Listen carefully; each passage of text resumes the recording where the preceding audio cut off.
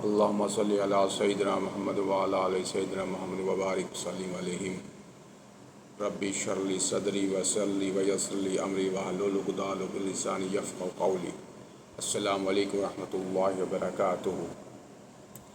حضرات، آج میں آپ کے سامنے نماز کے بارے میں بتاؤں گا کہ نماز کا حکم کیا ہے، کیسے پڑھنی ہے، اس کے کیا فائدے ہیں، اس میں کیا کیا اللہ تعالیٰ آپ کو عطا فرماتے ہیں، یہ سب کچھ آپ کو میں بتاؤں گا۔ سب سے پہلے نماز جو ہے یہ حضور صلی اللہ علیہ وسلم کو معراج میں تحفے میں دی گئی ہے۔ یہ اللہ تعالیٰ نے حضور صلی اللہ علیہ وسلم کو معراج میں اوپر بلا کے ایک تحفہ دیا، نماز، کہ اپنی امت کو دیجیے۔ نماز اسے کہتے ہیں کہ اللہ سے بات چیت کرنا، اللہ کے ساتھ ہم کلام کرنا۔ دین کا ایک پہلا جس کو ستون ہم پلر کہیں گے، اسے نماز کہتے ہیں۔ نماز جو ہے یہ مومن اور کافر کے بیچ میں ایک دیوار ہے۔ جو بندہ نماز نہیں پڑھتا وہ مومن نہیں رہتا۔ اس کی کچھ شرائط ہیں، کچھ فرض ہیں کہ کتنی پڑھنی ہے، کیا ہے۔ تو اس میں ایسا ہے کہ 5 ٹائم کی نماز ہمیں بتائی گئی ہے، اور نماز پڑھنے کے لیے سب سے پہلے کیا چیز ہونی چاہیے، جو مین فرائض کیا ہے۔ اس کے لیے پہلا تو یہ ہے کہ جگہ کا پاک ہونا اور کپڑے کا پاک ہونا، یہ سب سے بڑا فرائض ہوتا ہے، باوضو رہنا آپ نے۔ اس کے بعد یہ کامیابی کی ایک کنجی بھی ہے، اللہ تعالیٰ سے بات چیت کرنے کا طریقہ بھی ہے۔ اور آپ یہ سوچیں گے کہ اس میں ہر نماز میں آپ کی فجر، ظہر، عصر، مغرب، عشاء، اس میں الگ الگ رکعتیں ہیں۔ جیسے فجر میں 2 فرض ہیں، ظہر میں 4 ہیں، عصر کے 4 ہیں، مغرب کے 3 ہیں، اور عشاء کے 4 فرض ہیں۔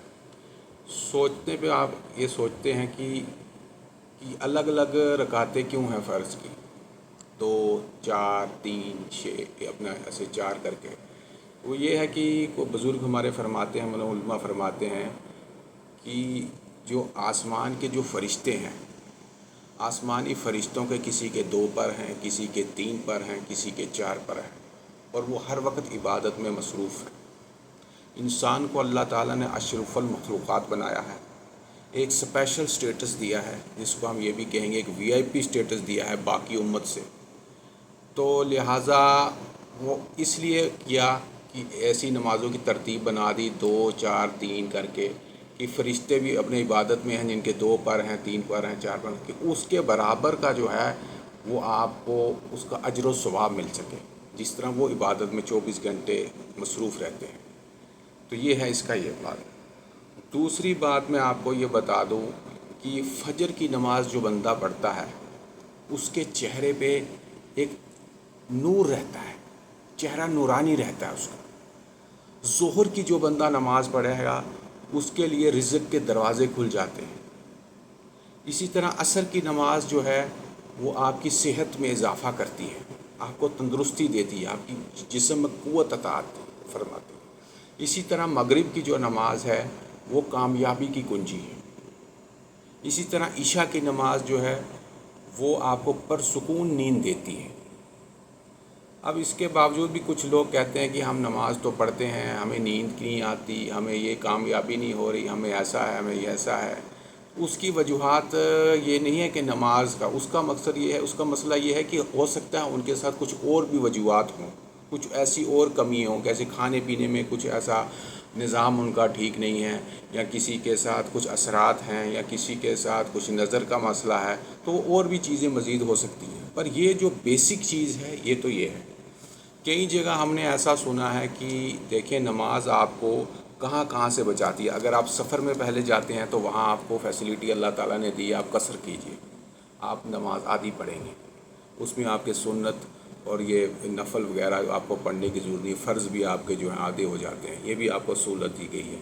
ہر ایک مومن بالغ مرد اور عورت کے لیے फ़رض قرار ہے. یہ بیسک ایک جس کو ہم کہیں گے بیس ہے اسلام میں، مطلب کہ نماز کمپلسری ہے، پڑھنی ہی پڑھنی ہے، چاہے آپ جیسے مرضی ہو، جس مرضی کام میں، جس مرضی شعبے میں ہو. آپ کہہ نہیں سکتے، کوئی ایکسکیوز نہیں آپ لگا سکتے کہ بھئی میرے پاس ٹائم نہیں تھا، میرے پاس یہ نہیں تھا، وہ نہیں. یہ تو آپ نے کرنا ہے، یا آپ نے اپنے مالک کا حق ادا کرنا ہی کرنا ہے.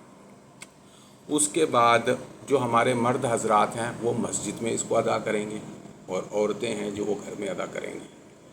اور جو سنتیں ہیں، جو سنت موقدہ ہے، سنت غیر موقدہ ہے، وہ گھر میں پڑھنا جو ہے یہ بھی ایک الگ سے سنت ہے. یہ ایک الگ سے سنت ہے. سنت کو پڑھنا ہے، پر گھر میں پڑھیں گے تو ایک الگ سے سنت کا آپ کو ثواب ملے گا. اس کے ساتھ ساتھ یہ آپ کی باڈی میں جو ہے ایک قسم کی ایکسرسائز بھی آپ کے لیے ہے، اور آپ کو قوت دیتی ہے. آپ دیکھیں 5 ٹائم میں آپ حرکت کرتے ہیں. کچھ لوگ ایسے مصروف رہتے ہیں، اللہ تعالیٰ کو سب پتہ تھا، یہ کاروبار میں رہیں گے یا کیسی طرح کے رہیں گے، بڑے آرام طلبی میں رہیں گے، وہ کوئی کام نہیں کر پاتے ہیں. تو یہ 5 ٹائم کو آپ کو اس لیے کمپلسری بھی ہے کہ جب آپ اٹھیں گے تھوڑا اوپر نیچے جھکیں گے، رکوع میں جائیں گے، سجدے میں جائیں گے، سلام کریں گے، گردن گھمائیں گے، تو یہ آپ کے لیے ایک آپ کی جسمانی ایکسرسائز بھی اس سے ہو جاتی ہے. اس کے بعد یہ آپ کو جسمانی طور پہ فٹ رکھنے کے بعد آپ کو ہائیجینک بھی رکھتی ہے، کیونکہ نماز پڑھنے کے لیے آپ کو وضو کرنا جو ہے وہ ضروری ہے. وضو کریں گے تو آپ کا جسم پاک رہتا ہے، اور جسم پاک رہ گیا اس کے بعد کپڑے بھی آپ کے پاک رہنے چاہیے. نماز پڑھنی ہے، آدمی اس چیز کا بھی اہتمام کرتا ہے بہت زیادہ. آپ کی باڈی بھی فٹ ہو جاتی ہے، کپڑے بھی فٹ ہو جاتے ہیں. اس کے ساتھ نماز کو اگر آپ نے اور مزید اس میں ثواب کا ایڈ کرنا ہے، نماز تو ہے ہی ہے، اس کو آپ اور اس کا ایڈ کرنا چاہتے ہیں، نیکیاں بڑھ جائیں آپ کی، تو آپ مسواک کر کے نماز کو پڑھیے. آپ کی نماز کا ثواب 70 گنا بڑھ جاتا ہے. اسی طرح آپ امامہ سر پہ رکھ کے پڑھیے، اور ثواب بڑھ جاتا ہے. عطر لگا کے پڑھیے، اور ثواب بڑھ جاتا ہے. تو وضو کرنے کے بعد آپ داڑھی میں، بالوں میں کنگھا کیجیے، اور ثواب بڑھ جاتا ہے. مطلب جتنا صاف صفائی، جتنے اہتمام کے ساتھ آپ کریں گے، یہ اور آپ کا اضافہ کرتا جائے گا. اس کے بعد یہ آپ نے ایک چیز اور نوٹ کرنی ہے. جب آپ نے نماز کے لیے کھڑے ہونا ہے، بہت سی ایسی چیزیں دیکھی گئی ہیں کہ لوگ نماز کے لیے جب کھڑے ہوتے ہیں، اکثر میں نے نوٹ کیا مسجد میں، تو جب وہ تکبیر باندھتے ہیں، کچھ لوگ ایسے اللہ اکبر ایسے کرتے ہیں، اللہ اکبر. ایسا نہیں کرنا ہے. آپ کو جب کھڑے ہونا ہے، تکبیر باندھنی ہے، ہاتھوں کو پورا قبلہ رخ کرنا ہے، ایسے اللہ اکبر. ہاتھ سیدھے رکھتے ہیں، یہ نہیں ایسے کیے آدھے ایسے کیے، یہ نہیں چلے گا. سیدھا ایسے آپ کا فیس بھی قبلہ رخ ہونا چاہیے. آپ کے پاؤں کی ڈائریکشن بالکل سیدھی ہونی چاہیے، نہ کہ ایسے ٹیڑھی میڑھی ہو. بالکل سیدھے قبلہ رخ، فیس بھی اور ہاتھ بھی ایسے. اور امام سے پہلے آپ نے کوئی رکن جو ہے ادا نہیں کرنا ہے. جب تک امام کے منہ سے آواز نکل رہی ہے تب تک یہ نہ ہو کہ آپ پہلے ہی اس کے ساتھ سجدے میں چلے جائیں، رکوع میں چلے جائیں، تو وہ صحیح نہیں ہوگا. اور نماز پڑھنے کے لیے آپ نے بہت اہتمام کرنا ہے، دیکھنا ہے. کوئی ایسے شارٹ کپڑے نہیں لگانے ہیں جیسے آپ سجدے میں گئے تو پیچھے سے آپ کا سطر کھل رہا ہے. یہ اس کا دھیان رکھنا ہے آپ نے. اور آپ کے کپڑے ایسے بھی نہ ہو جس پہ کوئی تصویر وغیرہ بنی ہو، یہ بھی ٹھیک نہیں ہے. اس کے ساتھ ایسا ہوتا ہے کہ جب آپ سجدے میں جاتے ہیں تو اکثر میں نے دیکھا کہ جب وہ سجدے میں دوران اٹھتے ہیں تو پیچھے سے دونوں پاؤں زمین سے اڑ جاتے ہیں. اس سے بھی نماز جو ہے یہ فاسق ہو جاتی ہے. اس چیز کا بھی دھیان رکھیں. جب سجدے میں جاتے ہیں، آپ کی جو 4 آرمز ہیں، یہ زمین کے ساتھ ٹچ نہیں ہونی چاہیے. ہاتھوں کے ساتھ آپ ہونے چاہیے، یہ ٹچ نہیں ہونی چاہیے. 4 آرمز آپ کی جو ہے نیچے ٹچ نہیں ہونی چاہیے. اس بات کا بہت دھیان رکھیں. آپ اپنے علماء سے، اپنے امام صاحب سے بھی یہ باتوں کا پوچھ سکتے ہیں جو میں بتا رہا ہوں آپ کو. اس کے بعد اگر اسلام میں بتایا گیا ہے، کتابوں میں بتایا گیا، حضور صلی اللہ علیہ وسلم نے بتایا، اگر آپ کسی مومن کو مسجد میں اکثر آتے جاتے دیکھیں، نماز کے دوران آتے، اس کے ایماندار ہونے کی گواہی دیجیے. وہ بندہ ایماندار ہے. اب کچھ لوگ کہتے ہیں کہ کچھ لوگ نماز بھی پڑھتے ہیں، اس کے باوجود بھی ان کے جو کام ہیں ایسے ہیں ایسے ہیں. تو اس پہ ایک حدیث بھی آیا، مجھے یاد آ رہا ہے. حدیث کا مفہوم ہے، کسی نے بتایا کہ حضور صلی اللہ علیہ وسلم کو، یہ بندہ جو ہے دن کو نماز پڑھتا ہے اور رات کو چوری کرتا ہے. حضور صلی اللہ علیہ وسلم نے فرمایا ان قریب اس کی نماز اس کو اس گناہ سے، اس چوری سے بچا لے گی. تو یہ ہے کہ نماز اس سے آپ کو پروٹیکٹ کر لے گی. گناہ تو ہے، آپ کو پروٹیکٹ کر لے گی، بچا لے گی. آپ توبہ کر لے گی، توبہ کی توفیق مل جائے گی آپ کو. اس کے ساتھ ہی میں نے ایک انٹرویو سنا تھا، کوئی باہر کی ایک بہت بڑی میجیشین سی، امریکہ کی یا یو کے کی تھی، کچھ ایسا مجھے اب غالباً یاد نہیں ہے. اس نے خود بتایا کہ جب میں مسلمانوں کے اوپر جادو کرنے کی کوشش کرتی ہوں، بلیک میجک، تو ان کے آگے ایک ڈوم جیسا، ایک شیلڈ جیسا بن جاتا ہے، جس کی وجہ سے میں اپنی شیاطین کو ان کی باڈی کے اندر نہیں انٹر کر پاتی، وہ انٹر نہیں کر پاتے. وہ اللہ تعالیٰ ایک پروٹیکشن دیتا ہے. اس نے بتایا یہ جو 5 ٹائمز کی جو پریئر ہے، یہ ان کے لیے ایسا شیلڈ کا ایک کام کرتی ہے، جس کو آپ ایک رکشا کوچ بولو یا ایک ہیلمٹ کا کام کرتی ہے. مطلب کہ آپ کے آس پاس وہ آنے ایک پازیٹیو انرجی ایک بن جاتی ہے آپ کے ساتھ، وہ آپ کو نظر نہیں آتی ہے. تو اللہ تعالیٰ نے آپ کو وہاں سے بھی پروٹیکٹ کیا. کچھ بھی ایسے ہیں شیطانی جنات ہیں اور بھی جادو کے اثرات ہیں، وہ اس پہ اثر نہیں کر پاتے ہیں. اگر کچھ ایسا ہوتا بھی ہے، اگر تو وہ بندے کی کوئی کمزوری ہے، نماز اس کی ڈھیلی ہے، کوئی اس کو کوئی یقین کم ہے، تو اتنا اثر نہیں ہوتا جتنا ایک نارمل بندے پہ ہو جاتا ہے.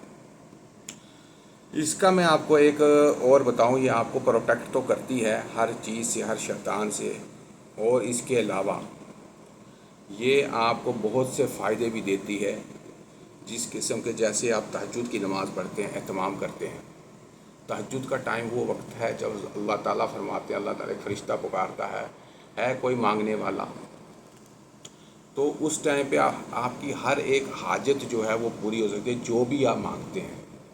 اور میں نے ایسا پڑھا ہے کہ دنیا میں ایسا کوئی بھی ولی نہ گزرا ہے، نہ ولی ہوگا جس کی تہجد فوت ہوتی ہے. وہ تہجد کا پابند ضرور ہوگا، کیونکہ یہ ایک خاص اسپیشل فرض نمازوں، 5 فرض نمازوں کے بعد یہ ایک خاص نماز ہے اور ایک خاص وقت ہے تنہائی کا، جس میں کوئی مخلوق نہیں دیکھتی اس کو، اور اکیلا عبادت کرتا ہے اپنا بستر چھوڑ کے، سردی گرمی کو اگنور کر کے. تو یہ بہت ضروری چیز ہے. میں آپ کو ایک مثال دیتا ہوں کہ دنیا میں آپ نے دیکھا ہوگا جب رنگ میں 2 ریسلر، 2 پہلوان ہوتے ہیں اکھاڑے میں یا کشتی میں، ان دونوں میں سے جیتتا ایک ہی ہے، اور جیتتا وہی ہے جو زیادہ طاقتور ہو اور زیادہ داؤ پیچ جاننے والا ہوتا ہے. یہی مثال ہے اس دنیا میں مسلمان کی اور شیطان کی. ہمیں شیطان سے جیتنا ہے، اور شیطان ایک بہت پاورفل جو ہے چیز ہے، اس کے پاس بہت سی ٹیکنیکس ہیں.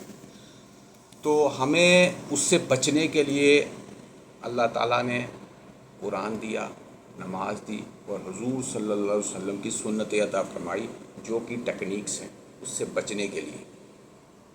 تو ہم ایسے اس سے بچ نہیں سکتے، کیونکہ فرماتے ہیں کہ شیطان میں اتنی طاقت ہے، وہ انسان کے خون کے اندر دوڑتا ہے. آپ خود حساب لگا لو، جو خون کے اندر دوڑتا ہے تو وہ تو ہماری رگ رگ میں سمایا ہوا ہے. پر شیطان جو ہے وہ صرف انسان کے دماغ میں وسوسہ ڈال سکتا ہے، خیال ڈال سکتا ہے، ہاتھ پکڑ کے کچھ نہیں کرواتا. وہ ہمارے پھر اپنے اختیار میں ہوتا ہے کہ ہم وہ کریں یا نہ کریں. اگر تو ہمارا ایمان کمزور ہوتا ہے تو وہ ہمارے اوپر ہیوی ہو جاتا ہے. اگر ہمارا ایمان جو ہے اس کی پرسنٹیج زیادہ ہوتی ہے تو ہم اس کے اوپر حاوی ہو جاتے ہیں. اسی لیے نماز جو ہے یہ روح کی خوراک ہے، روح کی بھی ہے اور جسم کی بھی خوراک ہے. جیسے جسم کے لیے کھانا ہے، یہ روح کی خوراک ہے. آپ کا اندر سے انٹرنل آپ کو پازیٹیو رہتی ہے، انرجی بنائے رکھتی ہے، تاکہ اس شیطان کی وہ ٹیکنیک آپ کے اوپر نہ چل پائے. اگر وہ آپ کے اندر وسوسہ بھی ڈالے تو آپ اس کے اوپر ہیوی ہو جائیں. آپ نے دیکھا ہوگا کہ کئی بار دماغ میں ایسے غلط خیال آتے ہیں، نماز کا وقت ہو رہا ہے، نیند نہیں کھل رہی ہے، وضو کرنے کا دل نہیں کر رہا ہے، اذان کی آواز کانوں میں آ رہی ہے، ہم اس کو اگنور کر رہے ہیں، ہم اپنے کاموں میں لگے ہیں، ہم کہہ رہے ہیں ٹائم نہیں ملا، ہم میٹنگ میں تھے، ہم آفس میں تھے، ہم یہ تھے وہ تھے. یہ آنے نہیں چلیں گے. رمضان میں ہم کیسے نماز پڑھتے ہیں؟ تب تو ہماری مسجدیں بھری پڑی ہوتی ہیں، تب بھی ہمارے ساتھ ہی وہی معاملہ ہوتا ہے، آفس جانا ہے اور سب کچھ کرنا ہے. اس کے ساتھ ساتھ تو ہم بھوکے بھی ہوتے ہیں، پھر بھی ہم وہ سارے فرض جو ہیں وہ زیادہ اچھے سے پورے کر رہے ہوتے ہیں. وہ ایکسٹرا عبادت ہوتی ہے. تراویح بھی پڑھتے ہیں، ہر کوئی کرتے ہیں. کیوں؟ کیونکہ اس وقت جو ہے وہ جو پہلوان دوسرا ہے، آپ کا اپوننٹ جو شیطان ہے، اس کو اللہ تعالیٰ نے ویک کر دیا، سرکس شیاطین کو بند کر دیا. آپ ہیوی ہو گئے، آپ نے اپنے نفس پہ قابو آپ کو آ گیا. जैसे ही उसको खोल देते हैं तो आपका नफ्स, आपका जो इंटरनल पावर आपका ईमान की, वो डाउन आ जाती है, उसका पारा नीचे गिर जाता है और वो हैवी हो जाता है। ये एक मिसाल है समझाने के लिए, आपने अपने उस अपोनेंट को हराना है और उसको हराने के लिए आपको टेक्निक्स आनी चाहिए ताकि आप उसके दाव में ना फंसो। आपको ताकत होनी चाहिए। वो क्या है? नमाज, कुरान, हदीस और सुन्नतें जो हैं और इन पे चलना, और जो मसनून दुआएं हैं इनका ख़ास ख्याल रखना। जो सुबह शाम की दुआएं हैं, इसकी मामूली मत समझिए सुबह शाम की दुआओं को आप। ये एक किस्म का इंश्योरेंस है आपका। सुबह में पढ़ते हैं, ये मगरिब तक का इंश्योरेंस है। मगरिब में पढ़ेंगे, फजर तक का इंश्योरेंस है। हफ्ते के ऐसे मामूलात हैं, ये एक हफ्ते का इंश्योरेंस है। ये आपने, इसके बगैर आपका काम नहीं चलेगा। इसके बगैर आप कभी कामयाब नहीं हो पाओगे, कभी नहीं उसको हरा पाओगे। वो हमेशा आपके ऊपर हैवी रहेगा क्योंकि वो उसने वादा लिया अल्लाह ताला से, वो खून में दौड़ रहा है। तो उसको हराना है तो आपको अल्लाह और अल्लाह के रसूल के बताए गए रास्ते पे चलना पड़ेगा और 100% चलना पड़ेगा, क्योंकि वो ऐसा अपोनेंट है आपका, ऐसा दुश्मन है। वो आपका एक वीक पॉइंट ढूंढेगा और वहीं वार करेगा। आप देखो, जैसे रेसलर एक दूसरे के साथ लड़ते हैं, किसी एक को टांग में चोट लगी तो वो दूसरा बार बार उसको टांग में मारेगा। उसको पता चल गया कि ये इसका वीक पॉइंट है, यहीं से ये गिरेगा। इसी तरह उसको जब पता चल जाएगा इसकी एक सुन्नत छूट रही है, इसका ये वीक पॉइंट है, वो उसी से घुसेगा, वहीं से वार करेगा। आप मेरे को लगता है आप मेरी बात को समझ रहे हैं मैं क्या बोलना चाहता हूँ। देखिए, बातें तो वही हैं जो कुरान हदीस में लिखी हैं। मैं तो सिर्फ ये है कि जो हमारे बड़ों का निचोड़ है, उल्मा से जो हम सुनते हैं, उसको बोलने का तरीका है मेरा अलग है, एक्सप्लेनेशन करने का, एक एग्जांपल दे के। उम्मीद है आपको मेरी बात ये है समझ आ गई होगी। नेक्स्ट वीडियो के लिए आप इंतज़ार करिए। इंशाअल्लाह नेक्स्ट वीडियो हम एक अलग मौजू पे पेश करेंगे। तब तक के लिए अस्सलाम वालेकुम रहमतुल्लाहि व बरकातहू।